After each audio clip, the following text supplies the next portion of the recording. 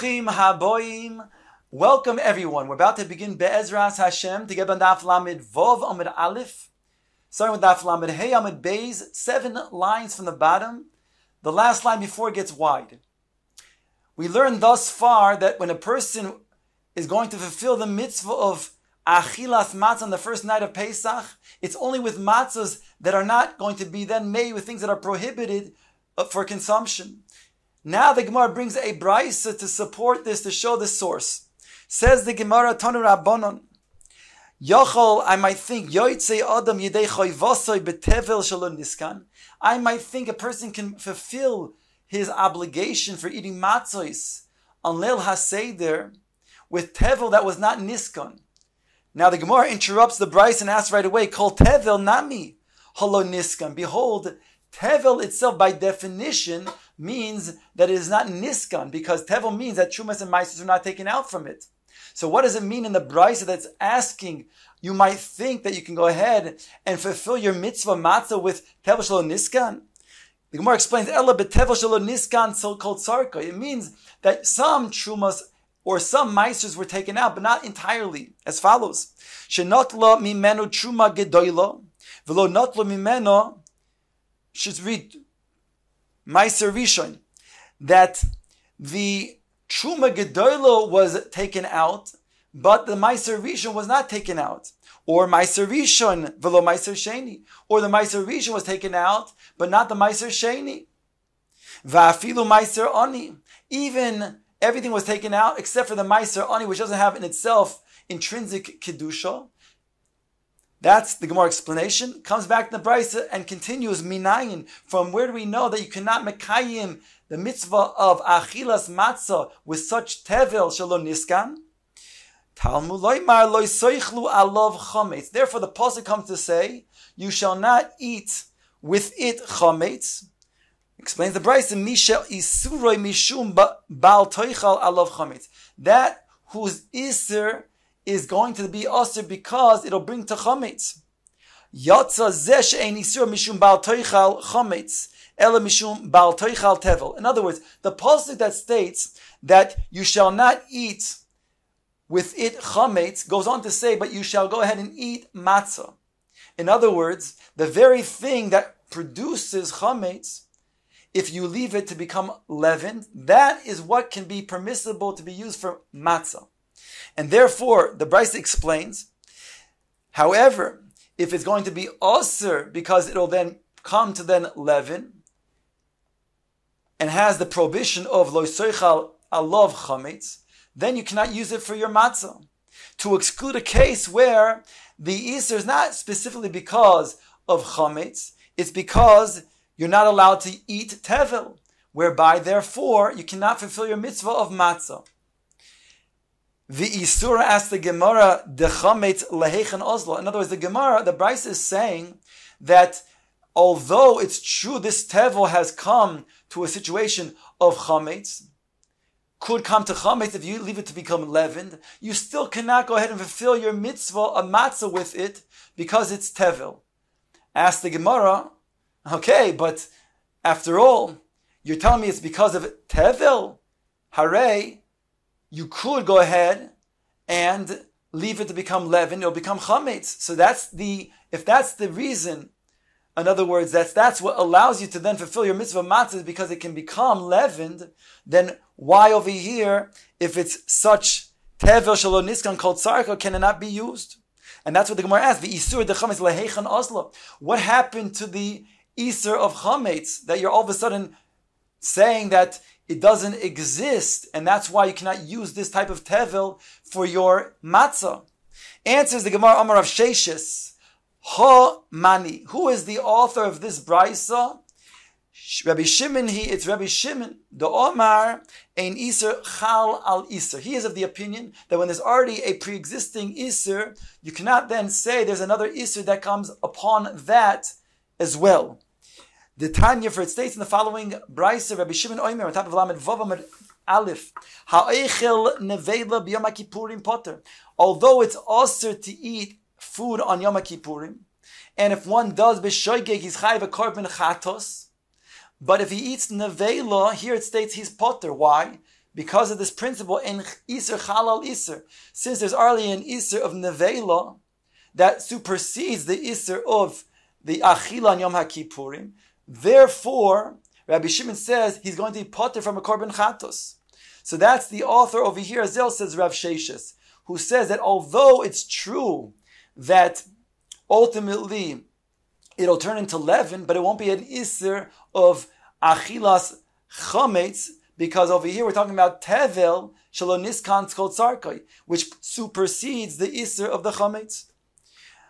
Ravina wants to suggest another reason, another way of explaining this brisa, not coming on to Rabbi Shimon, as follows. Afilu tema Rabbanon. You can even then learn this brisa, it's going to Rabbanon, who argue on Rabbi Shimon, say even though Iser is halal Iser, and you can learn the Chachamim are the author of the brisa as follows. Misha Isur Mishum Baal Toichal Chametz Bilvad.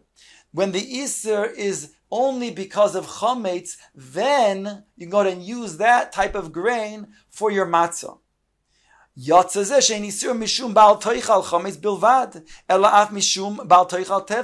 Where this comes to be excluded, because here not only is there a prohibition for eating chametz, if this would become leavened, but it will be a prohibition of tevel as well, and therefore it's being excluded from the verse, which says, Lo soichal chametz, and he's adding bilvad.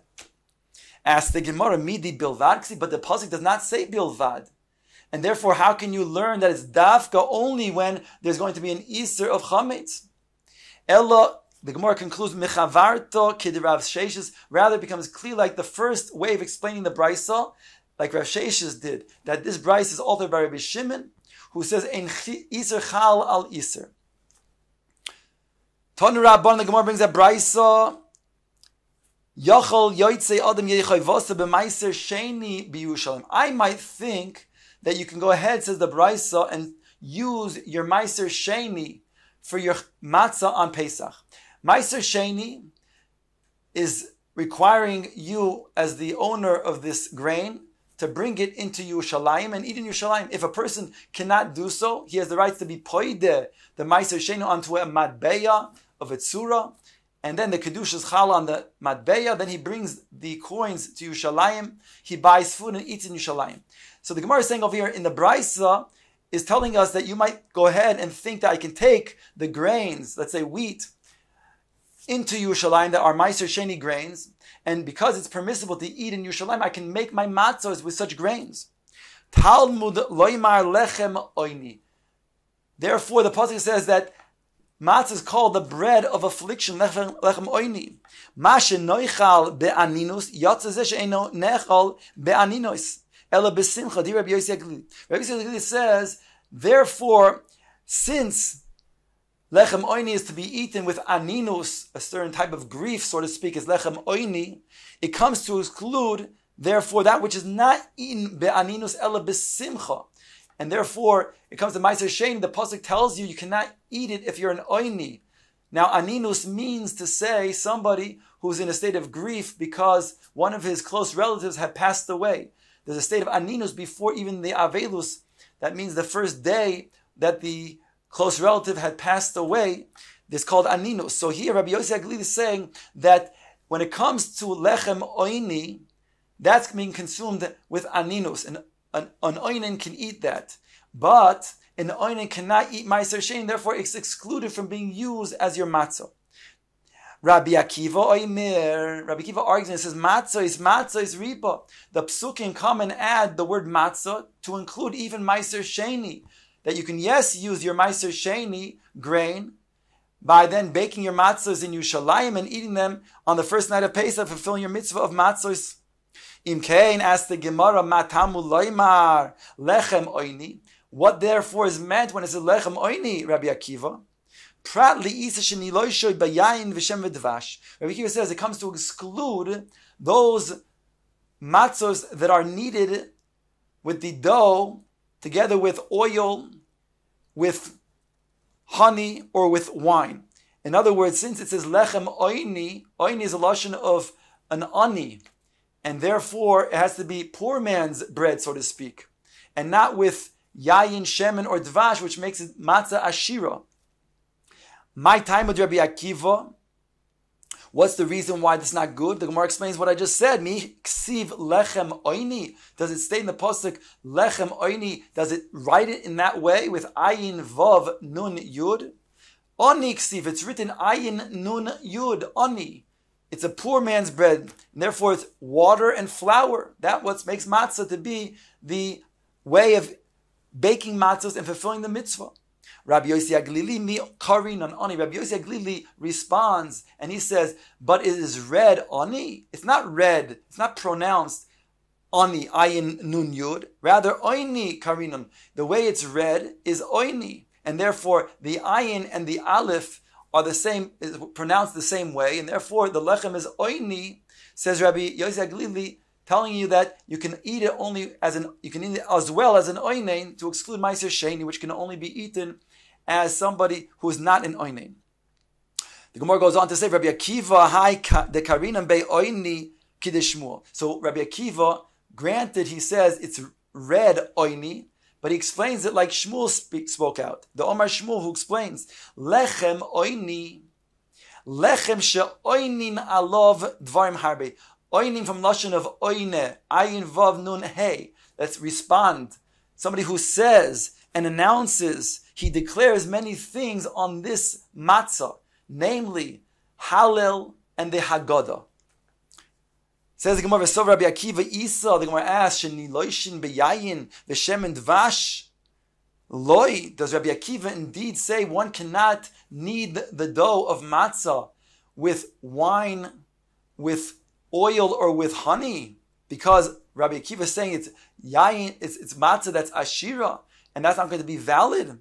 V'hatanya, behold, it states in the following brisa, "Ein loshin isa b'Pesach beyayin v'shemen udvash." The Tanna Kama says you cannot knead your dough with wine, with oil, or with honey. V'im losh, but if b'di'eved you did do so, so Rabbi Gamliel oimer tisaref miyad, you shall burn it immediately. It becomes leavened so quickly that you can't protect it properly, and therefore you have to burn it right away.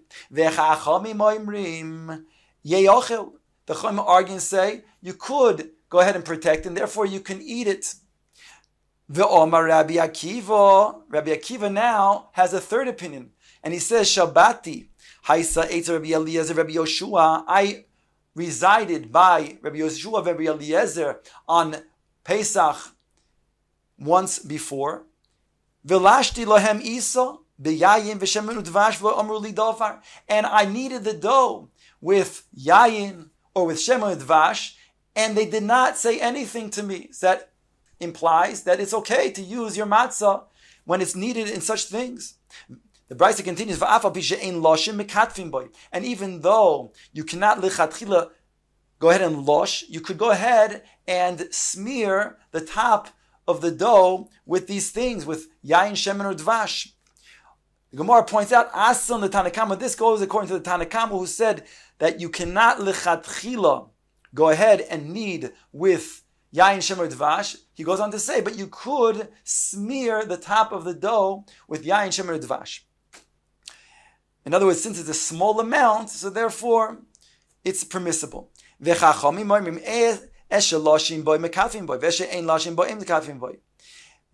come and say, if you're allowed to knead with such things, whatever you're allowed to knead with, that you can also smear on top. If you cannot knead with it, then you cannot smear on top either.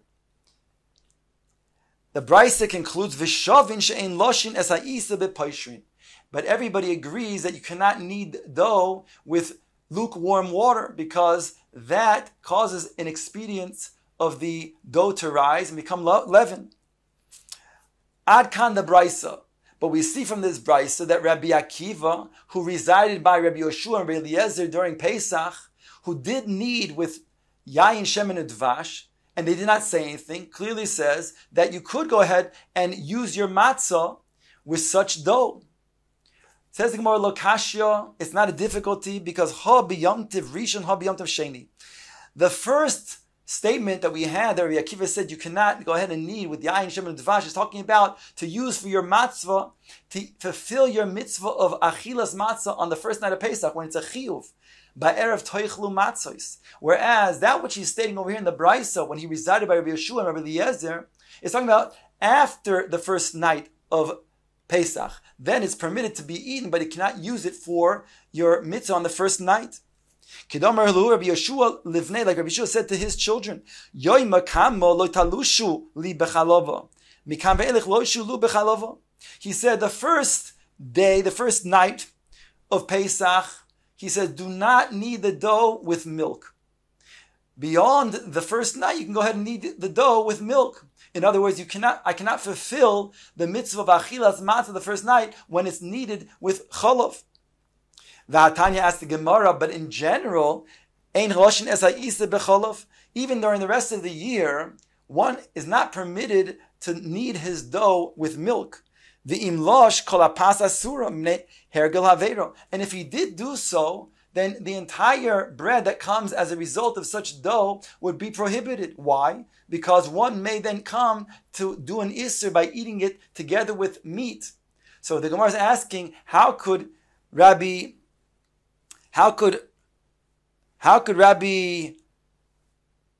Yehoshua instruct his children to knead the dough with cholov on the rest of the days of Pesach? Hare, in general, you can't knead dough with cholov, with milk. Answers the Gemara, Elahochi ka'omar, this is what he was saying. Yoima kama lo talushu li beduvsha. He said the first day, for the first night of Pesach, do not knead the dough with dvash, with honey. Mikan ve'elech lushu li beduvsha. But the rest of the Pesach, you can do so. Again, the same principle. Because the first night of Pesach, when there's a chiyuv midiaraisa to eat matzos, then it can't be done with dvash. That would be matzah ashira. But the rest of the Pesach, it's permissible. The Iboy same alternatively, you can say la'olam bechalova. Really, he was talking about milk. We asked, if he's talking about milk all year long, you're not allowed to go ahead and knead the dough with milk, because you might come to eat it with meat. Explains the Gemara, Kedamar Ravina ke'ein tura shari. When he made the dough, he made it with this shape of a shor. An ox has a triangled shape, face. And therefore, when he shaped the dough, he shaped it in a triangular fashion, whereby it was now nicker that it was something that had milk inside of it. Hachanami ke'ein tura, so too over here, when he kneaded the dough for matzah, he made it in a shape that was triangular formed, whereby it will become apparent to everybody that this is dough that was kneaded together with milk. The Gemara quotes the last statement of the Brisa, V'shavin she'ein lashin es ha'isa b'poishrin. Everybody agrees that you are not allowed to knead the dough with lukewarm water, because that will expedite the leavening process, and therefore it'll come to a problem of chametz. Ask the Gemara, but my shnamim menachos, why is this different than menachos when you make matzah for the menachos offering? This nan, it states in the Mishnah, Kol ha-menachos niloishos b'poishrin u'mishamrin shelo yechmetzu. It states over there in the Mishnah that all of the menachos can be kneaded with lukewarm water, mayim poishrin, and it can be protected, so long as it will be protected so it doesn't come chametz. So you see that lukewarm water is able to be used for the matzos over the menachos. How come by us, where everybody agrees that you cannot? Answers the Gemara, im omru bezrizin, yomu b'she'em bezrizin. When it comes to the menachos, they're being lost, they're being kneaded by zrizin, by the kohanim, who are diligent, who are very careful that it should not become chametz. Whereas when it comes to matzah, the layman is also baking matzahs and he's kneading the dough. So therefore we cannot rely on that if it's going to be mayim poishrin. Ihochi frekte Gemara, melisas nami losis. When it comes to then soaking the grain, to make it so it's more qualitative, it's better type of flour. So there's a soaking process. So how come we don't say you can do that? Aloma, why does it state, Amar Rabbi Zeir Mareva bar Yirmiyahu Shmuel, chitin shel menachos ein lo tzino son. Those wheat kernels you cannot soak. Why can't you soak it? Hare, if there's reason, the kohanim are going to be careful that it should not become chametz, you should be able to then soak it. Answer the Gemara, lisha bezrizin isa letisa lesa bezrizin. When it comes to the actual kneading, that's done by the kohanim. But the soaking is not done by the kohanim, and therefore you don't have the siba, the reason, to then matir the soaking with the soaking, because the kohanim are not doing the soaking. It may come to chametz. Ask the Gemara of Elisha mi isa bezrizin, is indeed, the Gemara questions, the kneading done by the kohanim. The haksi, behold, the pasuk states, "Vayot yitzak aleha shemen," and you will pour upon it the flour of the menachos, shemen, oil, vehevia ela kohen, and you'll bring it to the kohen, which is mashma that only afterwards you'll bring it to the kohen. Before that, it was not done by the kohanim. Mikmitza ve'elach mitzvahs kahuna. From the time of Kemitza and onwards does the Kohen do the Avodah. Limeid al yitziko belila, kshera, bekol adam. Whereas the pouring of the oil and the mixing of it, that means the kneading, that's done by even a layman, even a non-Kohen. So therefore, how can you tell me that it's done by Kohanim who are zrizin, and therefore there's not a problem that could be led to chametz? Answers the Gemara, lisha nehi de bezrizin lesa. Granted, you're right. There's no kohanim that are actually doing the lisha necessarily. However, b'mokum zrizin isa, but it's in the place, in the azar, in the Beis Hamikdash, where it is being needed, and therefore, since it's overlooked by the kohanim, therefore there's more care to be taken, and that's why there's not a concern that that will lead to a issue of chametz by the menachos. The Omar Mar belila ksher bezar. He teaches that when it comes to mixing, it's kosher by a non-kohen to do. Chutz choimas azara psula. But if it's done outside of the azar, then it will be possible. Again, you don't have those onlookers, the kohanim who are being watchful when the non-kohen is mixing the dough. Whereas the soaking process, that's not done neither by kohanim, nor is it done in the azar, in the Beis Hamikdash. And so therefore you have no shmira that it should not become chametz. Ask the Gemara, you just told me that the mincha is something that can be done, can be done with lukewarm water, whereas the matzah cannot be done. Ask the Gemara, what's the difference between the mincha oimer? Granted, when it comes to lisha, you can do that with all the menachos, but we said soaking you cannot do. Why is it so when it comes to the other menachos, but when it comes to minchas ha'omer, you could, yes, soak the kernels? Answers the Gemara, the Tanya. The Gemara is still in the question. The Tanya, because it states, we see by the minchas ha'omer that you could soak. It says in the Bryce, the minchas ha'omer loitesin oisa v'soibrin oisa. You can go ahead and soak the kernels for the minchas ha'omer. That's the mincha offering brought on the second day of Pesach, which is matir, the new grain. There it says you can soak that barley, which is the mincha offering, and it states you can go ahead and then pile it up in order to let it dry out. So here we see that again, you can soak the minchas ha'omer, whereas the shar minachas you're not able to soak. Answers the Gemara, there's a difference. Tzibur shiny. The tzibur, the fact that the mincha offering, the minchas ha'omer offering, is a tzibur offering. It's an offering that's for the tzibur. Therefore, it's done by everybody with a watchful eye. Dahainu, when it's being done, the bezdin is responsible, whereby they're overseeing that, making sure that it doesn't become chametz. And therefore, it can be done when it comes to the minchas ha'omer, where shar menachos, even soaking, is prohibited.